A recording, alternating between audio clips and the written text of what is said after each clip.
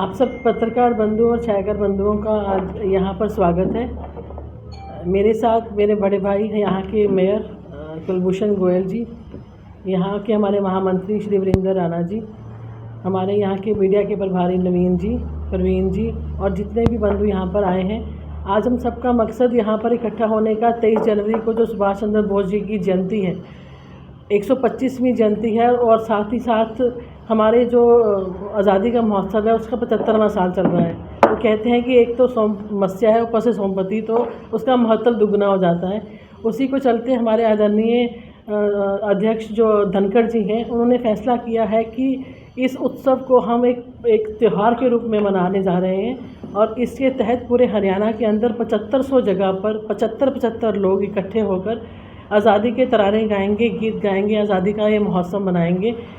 ये इस चीज़ की ज़रूरत क्यों पड़ी? कहीं ना कहीं अभी हाल ही में हमारा एक डेलीगेशन जो अध्यक्ष जी के साथ अंडमान निकोबार जाकर आया, तो वहाँ पर जाकर हमें ये पता चला कि एक बहुत बड़ा इतिहास जो आज तक लोगों से छुपाया गया, लोगों की नज़रों से दूर रखा गया, उसको लोगों के बीच में लाने की ज़रूरत है।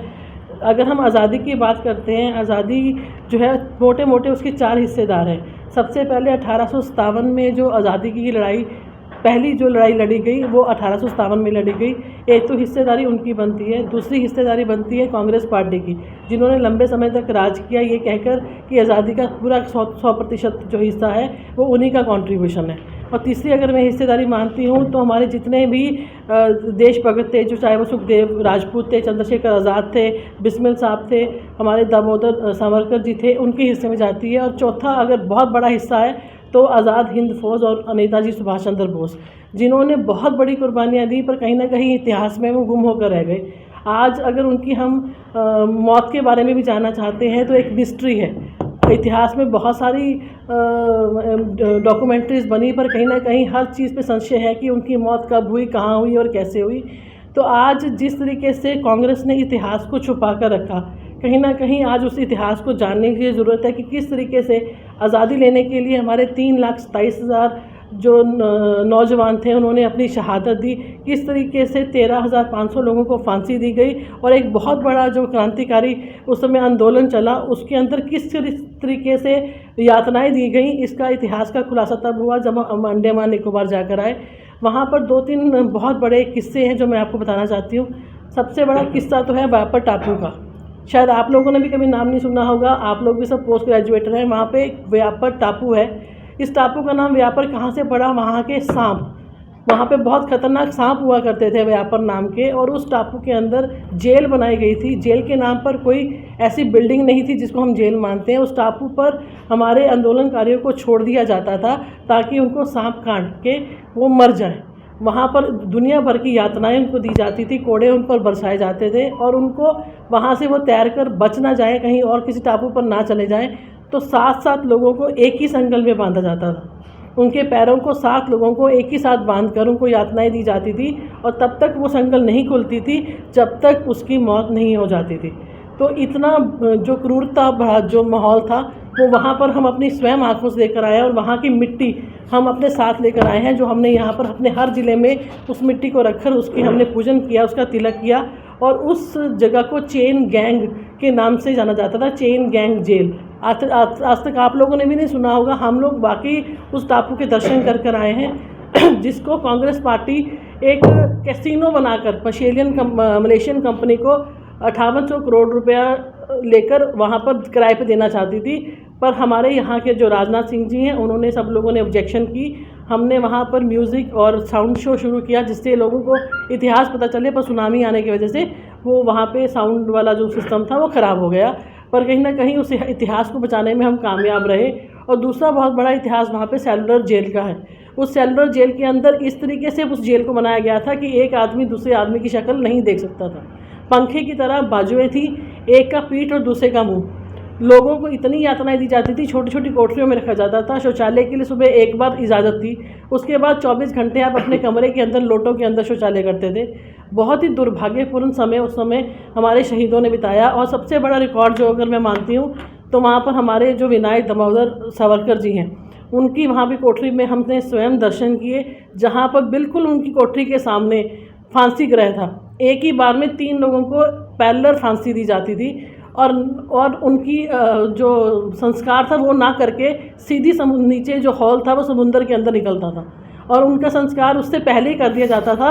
उसके आगे हमने एक प्लेट देखी, उसकी प्लेट पे लिखा हुआ था कि मरने से पहले अपना पिंडदान, कि यानी फांसी लगाने से पहले ही उनका पिंडदान उनके हाथों से करवा दिया जाता था और उसके बाद सीधा समंदर में उनकी लाशों को छोड़ दिया जाता था। और क्रूरता की हद ये थी कि जो रस्सी थी उसके अंदर रॉड डाल दी जाती थी ताकि उनकी रीढ़ की हड्डी टूट जाए जब उनको फांसी दी जाए, ताकि अगर 1% चांस रह जाते थे, वो ज़िंदा रह जाते थे, तो रीढ़ की हड्डी टूटने की वजह से वो तैर नहीं सकते थे और ना ही अपनी जान बचा सकते थे। तो इस तरीके की क्रूरताएँ जो हैं हमारे इतिहास में हुई और जो हमें आज जानने की ज़रूरत है। जिस तरीके से वहाँ पर ये क्रूरता के चलते हुए हमारा इतिहास इस तरीके से छुपाया गया, आज अगर हम बात करते हैं, क्या हम जानते हैं कि वहाँ पर सेलुलर जेल में एक ज्योति जगाई गई। जब हमारी सरकार आई, मोरारजी देसाई की सरकार आई, तो हमने वहाँ पर एक अमर ज्योति सावरकर जी के नाम पर जलाई। पर जैसे ही कांग्रेस की सरकार आई, फिर से उन्होंने षड्यंत्र करते हुए उनकी नेम प्लेट वहाँ से हटाकर गांधी जी की नेम प्लेट लगा दी गई। पर जैसे ही दोबारा फिर हमारी अब सरकार बनी तो सुषमा स्वराज जी वहाँ पर गई और उन्होंने पैरेलल गांधी जी के साथ एक और ज्योति जगाकर सावरकर जी की जो ज्योतियाँ वहाँ पे अब 2 ज्योतियाँ जल रही हैं। और सबसे कहना चाहूँगी कि अगर इतिहास में ये इतना कुछ हुआ और इसको जानने का अगर आपको मौका मिले तो आप लोग भी एक बार ज़रूर वहाँ पर जाकर आएँ। और व्यापा टापू में सबसे पहले किन लोगों को वहाँ पर भेजा गया था? 200 ऐसे आंदोलनकारी थे जो हमारी रानी झांसी जी की सेना थी, उनकी सेना को वहाँ पर छोड़ा गया था और उस सेना को प्रताड़ित करके वहाँ पे 7 लोगों को चेन में बांधकर वहाँ पर इस तरीके से प्रताड़ित किया गया था। अब जो तीसरी चीज़ है वो सबसे बड़ी चीज़ मैं आपको बताना चाहती हूँ कि जिस तरीके से इस इतिहास को छुपाने के लिए कांग्रेस पार्टी ने षड्यंत्र किए, पूरा सेलुलर जेल को ही ख़त्म करने का उनका अभियान था कि ना वहाँ पर जेल होगी, ना लोगों को पता चलेगा कि किस तरीके की जेल थी, किस तरीके की यातनाएँ थी। तो उन्होंने काफ़ी हिस्सा तो इसका ख़त्म कर दिया, कुछ हिस्सा अभी बाकी है जिसको राष्ट्रीय स्मारक बनाकर आज हमारी धरोहर के रूप में उसको बचाकर हमारी पार्टी के द्वारा रखा गया है। आप सब लोग ज़िंदगी में अगर कहते हैं कि तीर्थ स्थानों पे जाना ज़रूरी है तो इसके ऊपर भी जाना ज़रूरी है ताकि हम अपना इतिहास दे सकें, क्योंकि इतिहास को बहुत ही कुछ लोग जानते हैं। हमारे अंग्रेज़ों की कुछ किताबें, कुछ पन्ने हैं जिसके अंदर हमें कुछ आंकड़े मिलते हैं कि 1874 के अंदर वहाँ पर 7566 कैदी थे, 1881 में वहाँ पर 11,440 कैदी थे, 1891 में वहाँ पर 11,718 कैदी थे, 1901 में वहाँ पर 11,474 कैदी थे और 1906 में वहाँ पर 14,696 कैदी थे। तो जिस तरीके से जिसको भी काली पानी की सज़ा होती थी वो कभी वापस नहीं आता था। उनको इतनी यातनाएं दी जाती थी, एक एक दिन में सरसों का तेल निकालने के लिए उनको 35-35 किलो तेल फिज़िकली उनको निकालने के लिए वहाँ पर यातनाएँ दी जाती थी। और अगर वो अपना काम नहीं पूरा कर पाते थे तो उनको वहाँ पर 3-3 दिन खाना नहीं दिया जाता था। जो हमारे सावरकर जी हैं उनके अपने भाई भी उस जेल के अंदर थे और 2 साल तक उनको भी नहीं पता चल पाया कि मेरा खुद का सगा भाई भी इसी जेल में है। और 56 दिन वो भूख हड़ताल पर रहे और उसके बाद उनको जब ज़बरदस्ती खाना खिलाने की कोशिश की गई तो उनके फेफड़ों में दूध डालकर उनको वहीं पर मार दिया गया और उनकी वहाँ पे शहादत हो गई।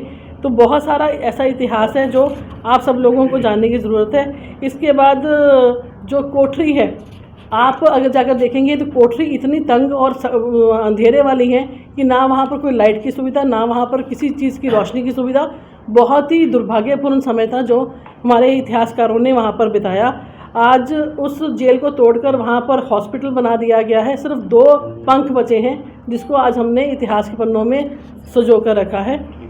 और इसके बाद बात करूँगी मैं सुभाष चंद्र बोस जी की, जिन्होंने वहाँ पर अंडमान निकोबार के अंदर जापान जब सेकेंड वर्ल्ड वॉर लड़ रहा था उस समय उन्होंने जापान ने ही खुद सुभाष चंद्र बोस जी को कहा कि हम आपको अंडमान निकोबार स्वयं सौंपते हैं, हमारा उसके ऊपर कोई अधिकार नहीं है। तो वहाँ पर 29 अक्टूबर को सुभाष चंद्र बोस जी पहुँचे और 30 अक्टूबर को उन्होंने सुबह वहाँ का जो अंडमान निकोबार का क्लब है उसके सामने सबसे पहले 1943 30 अक्टूबर को वहाँ पे तिरंगा झंडा वहाँ पर चढ़ाया और हमारी जो शहादत लोगों की वहाँ पे थी उसको आज़ाद करते हुए आज जब हमारा भारत आज़ाद हुआ 1947 में, क्या आप लोग नहीं चाहते कि वहाँ पे हर साल तिरंगा चढ़ाया जाता?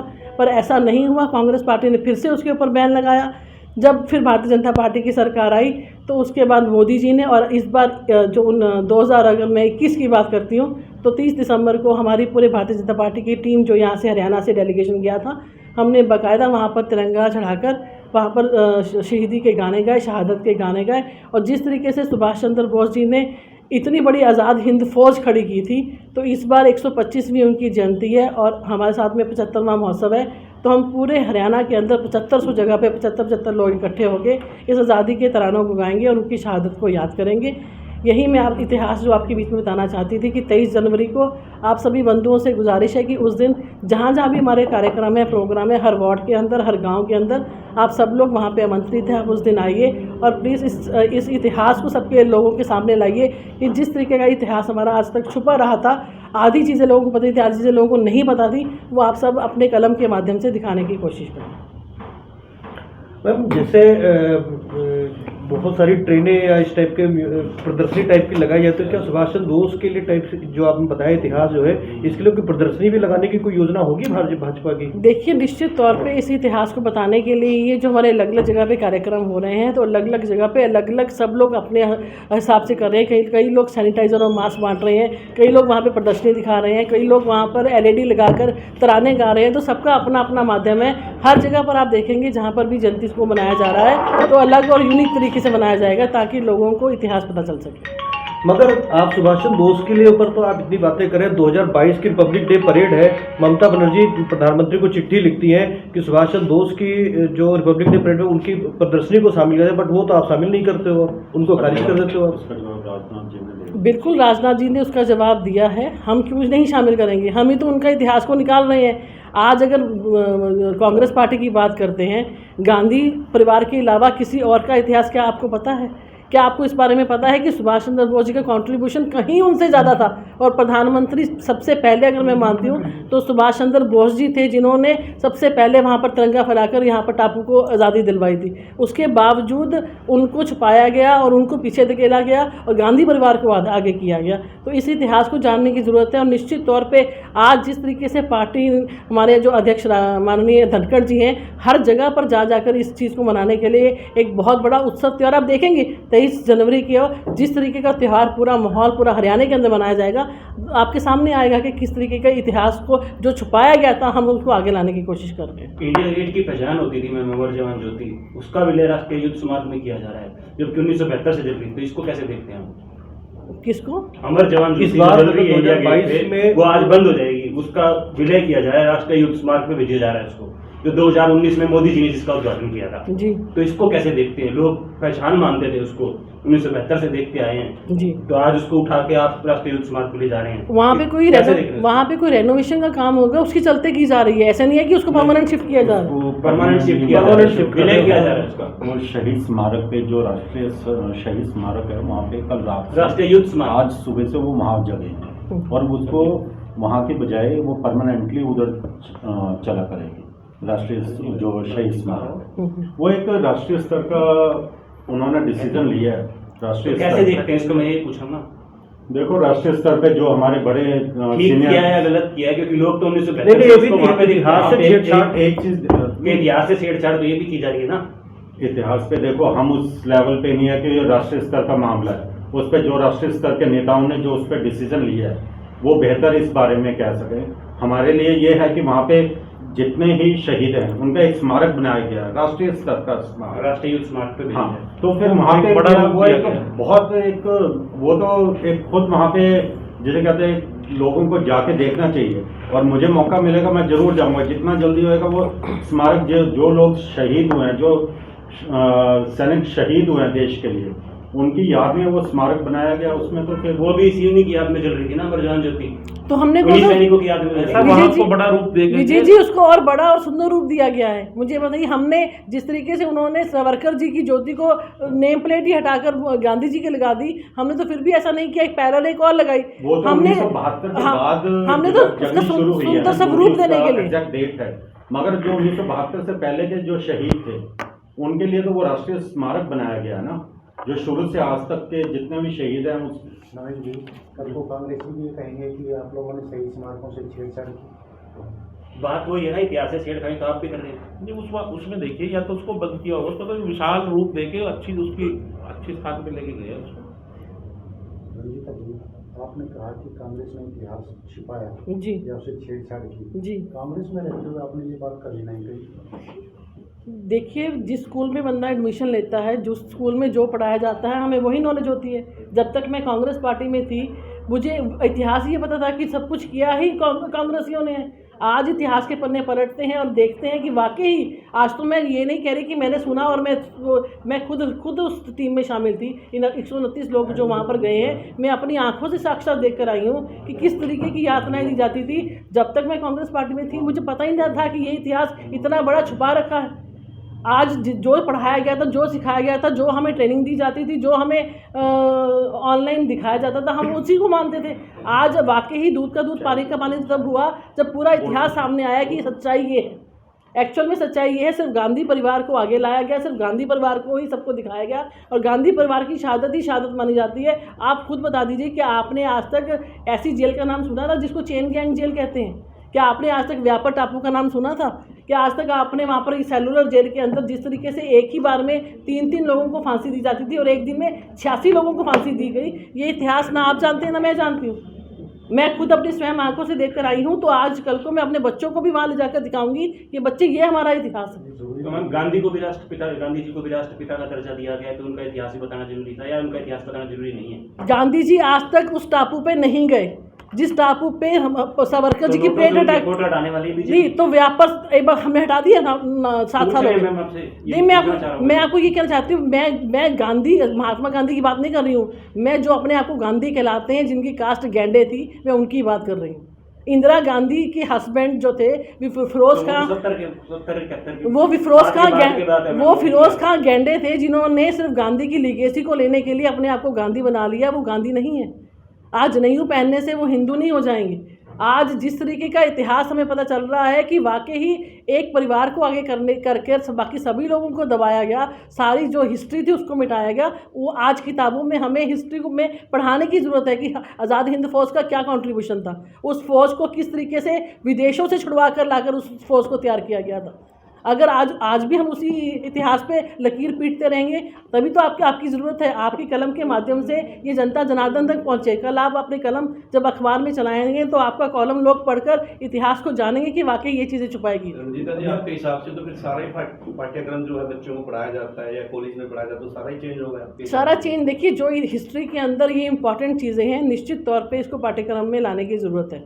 ये भी लोगों को बताने की ज़रूरत है कि किस तरीके का इतिहास था, किस तरीके के इतिहास को हमारा छुपाया गया और आधा सच और आधा झूठ। मैं ये बात कहूँगी। तो इसको शामिल करने के लिए क्या करने जा रहे हैं आप पाठ्यक्रम में शामिल करने? देखिए, निश्चित तौर पे हम हमारे जो शिक्षा मंत्री हैं उनको हम सुझाव भी देंगे और उनसे रिक्वेस्ट भी करेंगे कि पाठ्यक्रम के अंदर जहाँ पे इतिहास में हम रानी झांसी को पढ़ते हैं, तो ये भी बताया जाए कि रानी झांसी के 200 जो सेनानी थे उनको व्यापार टापू के अंदर छोड़कर इस तरीके की यातनाएं मिली थी। तो ये चीज़ें ऐड होने की ज़रूरत है, वो ऐड की जाएंगी। तो ये कार्यक्रम सिर्फ हरियाणा में लेवल पे होगा या पूरे ऑल ओवर इंडिया, पूरे राष्ट्रीय स्तर पे होगा? निश्चित तौर पे हरियाणा सबसे पहले जाकर वहाँ पर एक इतिहास को खंगाल कर आया है और इसके बाद हर स्टेट अपने डेलीगेशन को ले जाकर वहाँ पर जाकर। अभी आपने अंडमान निकोबार का जिक्र किया, कोरोना के इस दौर में जहाँ लोगों के पास आय का साधन नहीं है, 129 भाजपाइयों का वहाँ जाना क्या इस समय उचित था? ये करोड़ों रुपये कहीं और भी काम आ सकते थे कोविड में। करोड़ों रुपए कहाँ से खर्च हुए? वहाँ जाने का जो खर्चा, स्पेशल जो स्पाइस जेट वहाँ, देखिए, सब अपने कार्यकर्ताओं ने अपनी पर्सनल जेब से खर्चा है। पार्टी ने उनके ऊपर नहीं खर्चा या पार्टी ने उनसे डिमांड नहीं की। हम लोगों की इच्छा थी कि हम जाना चाहते हैं। हम उसके बाद दुनिया भर की हम ट्रिप करते हैं। आज हम मलेशिया घूमने जा रहे हैं, आज हम सिंगापुर घूमने जा रहे हैं। तो अपने इतिहास को देखने के लिए मुझे नहीं लगता कि अगर चंद रुपये मेरी जेब से खर्च हुए तो वो मेरे लिए बोझ है। सार्वजनिक स्थानों पर लोगों को एंट्री नहीं दी जाती है, लोगों को एंट्री नहीं दी जाती है। तो गंद की बात करें तो अनिल जी का प्रोग्राम था, वहाँ पे प्रोटोकॉल नहीं, कोई भी वहाँ पे फॉलो नहीं किया गया। वहाँ पे 2 गज की कोई दूरी नहीं थी। तो आम लोगों के लिए सारे रूल्स क्यों हैं? देखिए, रूल्स एंड रेगुलेशन के तहत ही हम गए थे, अपनी वैक्सीनेशन पूरी करवा के गए थे। एंटी-पीसीआर टेस्ट हमारा एयरपोर्ट पे उतरने के बाद हुआ, जिनके 15 दिन नहीं बीते थे। सभी प्रोटोकॉल को फॉलो करके ही हम लोग वहाँ पे। सवाल को थोड़ा मैं क्लियरिटी कर दूं। उनका सवाल ये है कि आम नेता जब कहते हैं कि 2 गज की दूरी मास्क से जरूरी, आम जनता के ऊपर तो लागू तक, मगर नेताओं के ऊपर लागू नहीं था, ये उनका कहना है। हमारे सभी नेता इस प्रोटोकॉल को फॉलो कर रहे हैं। सभी नेता मास्क पहन रहे हैं और सबको हिदायत भी दे रहे हैं कि आप मास्क पहन कर रखिए, क्योंकि ये ये ना केवल आपकी सेफ्टी, ये हम सबकी सेफ्टी के लिए ज़रूरत है। जिस तरीके से ओमिक्रॉन थर्ड वेव आ रही है, ये तभी हम बचे हैं कि हम लोग वैक्सीनेटेड हैं, हमने अब बूस्टर डोज अभी लगवानी है और हम मास्क पहन कर रख रहे हैं। पहली वेव इसलिए ज़्यादा खतरनाक थी कि हमारी वैक्सीनेशन नहीं हुई थी, सेकेंड वेव और भी तीव्रता से आई, अब थर्ड वेव इसलिए हम टॉलरेट कर पा रहे हैं कि हम लोग वैक्सीनेटेड हो चुके हैं। हमें धन्यवाद करना चाहिए हमारे प्रधानमंत्री जी का, हमारे मुख्यमंत्री जी का, जिन्होंने फ्री ऑफ कॉस्ट हमें ये इंजेक्शन लगवाए हैं।